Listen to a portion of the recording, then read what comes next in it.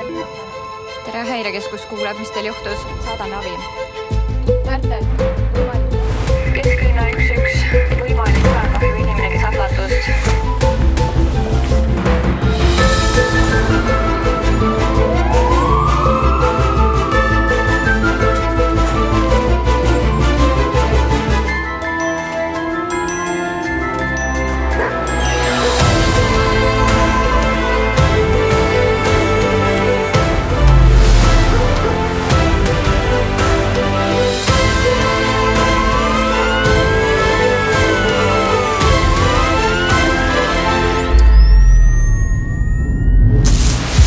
On hetki, kui tunned end oma murega üksi. Anname endast parima, et olla sinu jaoks olemas. Raskel hetkel vaid telefonikõne kaugusel.